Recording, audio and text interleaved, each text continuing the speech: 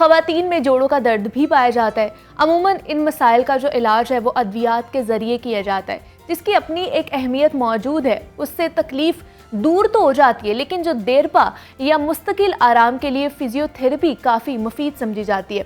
Physiotherapy की अहमियत और इसकी अफादियत के पेश नज़र आज पाकिस्तान समेत दुनिया भर में फ़िज़िकल थेरेपी का आलमी दिन मनाया जा रहा है, और इसका मकसद दुनिया में ये शऊर और आगाही पैदा करना है कि फ़िज़िकल थेरेपी से लोगों की सेहत और चलने फिरने में कैसे बेहतरी लाई जा सकती है। फ़िज़ियोथेरेपी कितना मुफीद तरीका इलाज है और इससे कौन कौन सी जो बीमारियां हैं उनका इलाज मुमकिन हो सकता है, इस पर आज हम बात करेंगे। हमारे साथ इस वक्त मौजूद हैं डॉक्टर राशिद उस्मान चौधरी, हैं फ़िज़ियोथेरेपिस्ट हैं। डॉक्टर उस्मान, मैं आपको खुश आमदीद कहती हूँ। जागो लाहौर में कैसे हैं आप? जी अल्हम्दुलिल्लाह, आप ठीक ठाक? मैं भी बिल्कुल ठीक ठाक हूँ। डॉक्टर उस्मान, आज फ़िज़ियोथेरेपी के हवाले से आलमी दिन मनाया जा रहा है, तो हमें बताइएगा कि फ़िज़ियोथेरेपी बतौर इलाज कितना मुफीद है और किस तरह हो सकता है ये? जी, जैसे कि आज वर्ल्ड फिज़िकल थेरेपी डे मनाया जा रहा है, मैं सबसे पहले अपनी फ़िज़ियोथेरेपी कम्युनिटी की तरफ से आपका, आपकी टीम का और इनका सबको शुक्र अदा करता हूँ कि उन्होंने इस प्रोग्राम के इनकाद किया। और सबसे पहले इसमें चीज़ देखें कि फ़िज़ियोथेरेपी पूरी दुनिया में एक सतून की मानद है, उनको एक सतून समझा जाता है।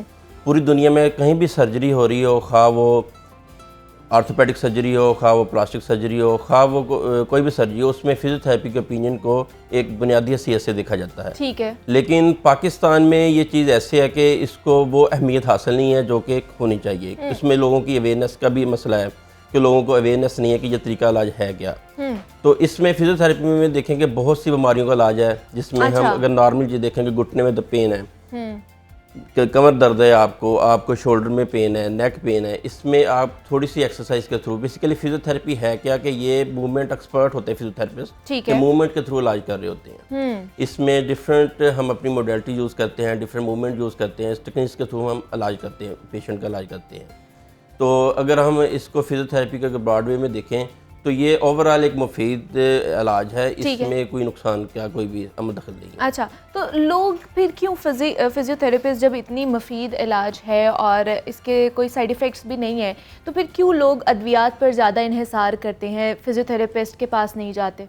देखें, अगर आप अद्वियात की बात करूँ तो अद्वियात से इलाज वो भी एक ठीक चीज़ है। हाँ। लेकिन जहाँ पे फिजियोथेरेपी का मतलब अगर हम देखें अद्वियात और फिजियोथेरेपी को मिला दिया जाए तो अद्वियात ने अपना काम करना है और फिजियोथेरेपी का जो है वो अपना एक काम है। अच्छा। अगर इन दोनों को आपस में मिला दिया तो वो पेशेंट के लिए बेनिफिट है। तो लेकिन अगर फॉर एग्जाम्पल एक कमर दर्द है सिंपल सी, या नेक पेन है, अगर हम मेडिसिन को खा लेते हैं तो वो पेन को सप्रेस कर देती है, दबा देती है, ना कि वो काज को ट्रीट करती है। लेकिन फिजिकल थेरेपी में हम काज को ट्रीट कर रहे होते हैं, ना कि वो जो सिम्टम आ रहा है, वो पेन आ रही है, हम उसको ट्रीट करते हैं। हम जहाँ पे वो काज है, फॉर एग्जाम्पल कि आपका डिस्क का प्रॉब्लम है, अब वहाँ पे डिस्क पे जाके वहाँ पे डिफरेंट हम स्पेशल जो हमारी एक्सरसाइज होती हैं उसके थ्रू हम उस काज को ट्रीट करते हैं। अच्छा। वो पेन, क्योंकि मेडिसिन से पेन सप्रेस होता है, कोई भी मेडिसिन खाएं, पेन किलर खाएं, उससे पेन दब जाएगी, लेकिन वो काज ट्रीट नहीं होगा और फिर वो किसी और दिन निकल आएगा। कभी भी कोई आप काम करेंगे तो वो फिर पेन दोबारा से निकल आएगा। लेकिन फिजियोथेरेपी से ये है कि आप उसकी कॉज तक पहुंचते हैं और उसको ठीक करने की कोशिश करते हैं। और बहुत कॉमन जो मसला आ रहा है, जो ख़वातीन में भी आता है, मर्द हजरात में भी आता है, कमर दर्द का मसला आ रहा है। ये हमें बताइएगा कि कमर दर्द क्यों निकलती है और फिजियोथेरेपी के ज़रिए हम किस तरह इसका इलाज कर सकते हैं? इसमें दो चीज़ें आती हैं। सबसे पहले हमने ये देखना है कि कमर दर्द है या कोई और प्रॉब्लम है बेचारे। ठीक है। बेसिकली कमर दर्द में दो मैकेनिकल वे में आती है और नॉन मैकेनिकल होती है। मैकेनिकल में आप ये देखें कि विद मूवमेंट अगर आपको पेन हो रही है, वो साथ में एग्रीगेट हो रही है, बढ़ रही है पेन, आपको वो लोकलाइज है, वो इरिटेट कर रही है, आपकी टांगों में जा रही है, तो फिर तो वो कमर दर्द का इशू आता है। फॉर एग्जाम्पल अगर रेफर पेन है, आपको कभी पसली में पेन हो रही है, कभी आपको स्टमक में पेन जा रही है, लेकिन वो फिर दूसरे अगर देखेंगे तो वो कोई और पेन होगी। अच्छा। आपको ऑर्गन पेन हो सकती है, उसमें हम आगे किसी स्पेशलाइज्ड हेल्थ फिजिशियन को हम रेफ़र कर देते हैं। कमर दर्द में ख़ास तौर पे अगर देखा जाए तो इसमें मस्कुलर पेन भी होती है। मस्कुलर पेन में आपकी रीढ़ की हड्डी के साथ जो अल्लाह ताला ने रीढ़ की हड्डी को छोटे छोटे टुकड़ों के तौर पे बनाया, बिल्कुल एग्जैक्टली, ठीक है, उसमें डिस्क होती है। जैसे ही फॉर एग्जाम्पल हमने कोई वेट उठाया जोर से, वो जो डिस्क बाहर की तरफ आ जाती है, साथ में वो छोटी छोटी तारें भी जाती हैं, वो साथ जहाँ जहाँ से वो अटैच हो रही होती हैं, टच होती हैं, तो उसके थ्रू जहाँ जहाँ से वो गुजरती हैं, वो पेन आपको पूरी बॉडी में पेन जाती है नीचे की तरफ से। तो इससे हम करते क्या है कि एक्सरसाइज में स्पेशली एक्सरसाइज करवाते हैं। इसमें जो आपके कमर के साथ जितने भी मसल्स होते हैं हम उसको स्ट्रॉन्ग करते हैं, उनकी अपनी एक्सरसाइज होती हैं, जिससे जब वो स्ट्रॉन्ग होती हैं तो वो आपकी जो जहाँ पे आपको दबाव पड़ रहा था वो वहाँ से रिलीज़ होता है, जिससे पेशेंट का अपना कि आपका कमर दर्द ठीक होता है, बल्कि आगे के फ्यूचर में भी आपको पेन दोबारा नहीं होती। तो आपके पास डॉक्टर साहब कौन से पेशेंट ज़्यादा आते हैं, मर्द हजरात आते हैं या ख़वातीन आती हैं ज़्यादा? इसमें दोनों जेंडर का कोई अमल दखल नहीं अच्छा। है। पेन किसी को कभी भी हो सकती है। हाँ। लेकिन अगर आप रिसर्च को देखें तो फीमेल में मोस्टली पेन कमर दर्द ज़्यादा होती है। तो इसमें उसकी वजह ये है कि प्रेगनेंसी में जो प्रेगनेंसी होती है उसमें वेट का जो बेबी वेट होता है उसकी वजह से कमर दर्द हो रही होती है। अच्छा। दूसरी के एक्सरसाइज प्रॉपर तौर पे फीमेल नहीं कर रही होती, उसमें आपकी विटामिन डी डेफिशिएंसी आती है। तो प्रॉपर एक्सरसाइज ना होने की वजह से मसल्स वीक होते हैं, मसल वीक होने की वजह से आपका सारा लोड जो है वो बैक पे जाता है। अच्छा। बैक पे लोड जाने की वजह से आपकी जिस साइड पे आपको खिंचाव ज़्यादा होता है क्योंकि मसल स्टिफ हो जाते हैं तो आपको वो फ्लेक्सिबिलिटी नहीं मिलती, इसकी वजह से आपको पेन होती है, क्योंकि फीमेल में पेन मोस्टली ज़्यादा ही होती है। अच्छा, मतलब ये बहुत इन्हिसार होता है हमारी डाइट पर भी कि हम क्या खा रहे हैं, हम अच्छी डाइट ले रहे हैं नहीं ले रहे, मतलब इन चीज़ों पे भी है हमारा। जी बिल्कुल ऐसा ही है, क्योंकि अब हम प्रॉपर डाइट, एक तो हमारी आजकल प्रॉपर डाइट नहीं है, बिल्कुल, उसके साथ प्रॉपर एक्सरसाइज नहीं है हमारी। अगर हम देखेंगे, अगर फॉर एग्जाम्पल कोई भी फीमेल्स हैं, लाइक अगर हम दूसरा जो ऑफिस वर्कर हैं वो ज़्यादा देर बैठे रहते हैं, बैठ कर काम करते हैं, बैठ कर काम करती हैं, टीचर्स प्रोफेसर्स वो खड़े होकर काम करते हैं, तो उसको उनको चाहिए कि प्रॉपर तौर पे अगर वो बैठे रहते हैं तो एवरी 1-2 आवर बाद कि आप अपनी वॉक करें, उनको थोड़ी सी मोबिलिटी करें। अच्छा। तो ऐसे ही जो खड़े लोग बैठे हैं, जो खड़े होकर काम करते हैं, उनको चाहिए कि प्रॉपर वॉक करें, तो कुछ अपना रेस्ट लें, जिससे ताकि वो जो स्ट्रेस बार बार पड़ रहा है वो रिलीज़ हो।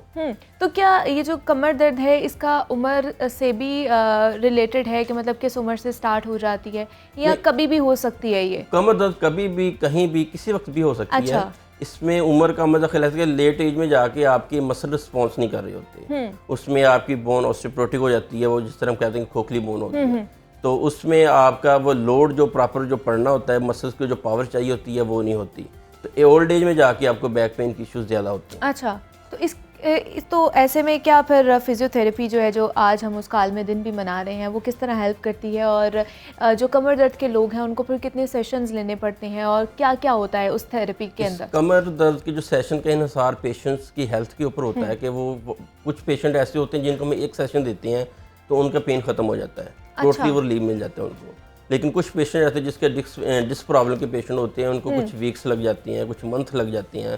तो every patient have every opinion, उसकी जो है ना, जितनी भी पेशेंट्स होते हैं उनकी अपनी सिचुएशन होती है, हम उनको सिचुएशन को देख के उनको असेस करके फिर उनको बताते हैं कि आपको इतने सेशन लगेंगे, आपके इतने टाइम में आप लोग ठीक होंगे। तो क्या उनको एक्सरसाइज क्या कराते हैं उस दौरान, उस सेशन के दौरान? उन दौरान हमको जितनी भी मोबिलिटी की एक्सरसाइज, हमारी स्पेशलाइज एक्सरसाइज होती हैं कमर दर्द के हवाले से, उनको वो सारी करवा रहे, क्योंकि यहाँ पे तो कोई चीज़ ऐसी है नहीं जिसके साथ मैं आपको करवा कर बताऊँ। लेकिन इसमें आप अगर फॉर एग्जाम्पल एक चीज़ आपको मैं बताता हूँ कि अगर आपको कहीं भी दर्द हो या कोई चोट लग जाए, कहीं स्वेलिंग हो जाए, हमने अक्सर देखा होगा कि आम वहाँ पे गर्म कोई भी चीज़ अपनी हीटिंग देते हैं कि चलें वहाँ थोड़ा सा हीट दे के हमें सुकून मिले। लेकिन आपको नेक्स्ट कहीं भी चोट लगे, यहाँ पे स्वेलिंग हो जाए, आप वहाँ पे आइसिंग करें। ओके, ठीक, आइसिंग करने से आपकी स्वेलिंग भी कम होगी, आपको जो है पेन से रिलीफ मिलेगा। ठीक है, मतलब वो जो एक कॉन्सेप्ट है कि हीट उसको देंगे तो शायद वो ठीक हो जाएगी, जल्दी हील हो जाएगा, वो नहीं करनी, आइसिंग करनी है। करें ठीक है। तो क्या ऐसी भी बीमारियां हैं, मतलब आपने जैसे कहा कि बहुत से बीमारियां हैं जिसका इलाज फिजियोथेरेपिस्ट कर सकते हैं और फिजियोथेरेपी के ज़रिए भी हो सकती है, तो कोई या फिर कोई मखसूस बीमारियां हो जिन्हें फिजियोथेरेपिस्ट या फिजियोथेरेपी के ज़रिए हम लोग नहीं कर सकते हल, या उनका इलाज नहीं है? फिजियोथेरेपी में ज़्यादातर जो हमारे पास जितने भी पेशेंट्स आते हैं उसमें जो मैंने आपको पहले बताया कि मूवमेंट रिलेटेड हमारे पास आते हैं। अच्छा। हमने शोल्डर, किसी से शोल्डर नहीं उठाया जा रहा है, किसी बैक पेन है, चलते हुए पेन होती है, मूवमेंट जितनी भी पेन है हम लोग ट्रीट कर रहे होते हैं। लेकिन बहुत सी, जिस तरह मैंने आपको पहले के बैक पेन के जो पेशेंट्स होते हैं, हम लोग देखना है कि ये लोकलाइज पेन है, तो चाहे कि वो बैक पेन है भी या कोई और रिलेटेड किसी और वजह से पेन हो रही है।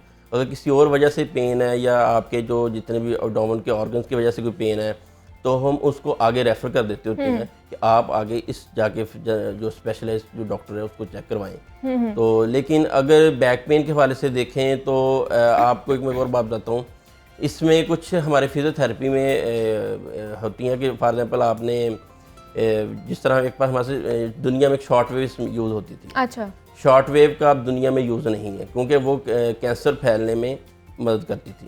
तो अब उसका पूरी दुनिया में फिजियोथेरेपी में यूज़ ख़त्म कर दिया गया है। अच्छा। तो ऐसे ऐसे कुछ, लेकिन ज़्यादातर फिजियोथेरेपी का बेनिफिट ही है, इसके नुकसान नहीं। साइड इफ़ेक्ट्स ज़्यादा नहीं है इसके।